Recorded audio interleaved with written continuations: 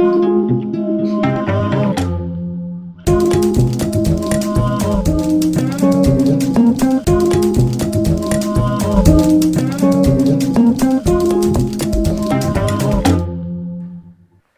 Romains sont particulièrement connus pour leurs édifices qui ont traversé les siècles. Et vous me demandez aujourd'hui quelles ont été leurs techniques de construction et leurs matériaux.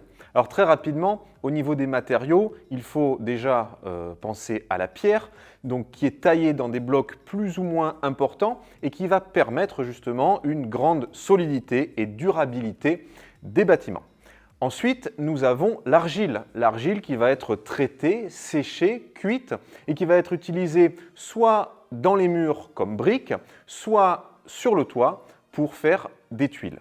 Ensuite, nous avons le mortier qui est fait à partir d'un mélange de chaux, de sable auquel les Romains pouvaient ajouter des fragments de roches volcaniques et encore aujourd'hui, sa qualité reste impressionnante à nos yeux. Et puis on avait également un parement qui allait être utilisé pour cacher la structure des murs. Donc ça pouvait être un simple enduit pour les bâtiments les plus modestes et pour les bâtiments officiels comme par exemple les temples ou les palais, on avait même des plaques de marbre, le marbre qui était déjà un matériau noble à l'époque des Grecs. Alors, les différents matériaux comme ça pouvaient être assemblés de différentes manières qu'on appelle au pouce. Pour les blocs les plus importants, on pouvait utiliser des engins de levage qui étaient de véritables grues qui étaient actionnées grâce à des roues.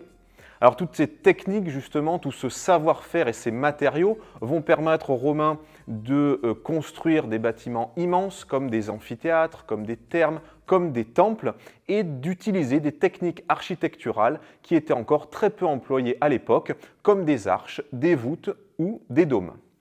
Malins les Romains!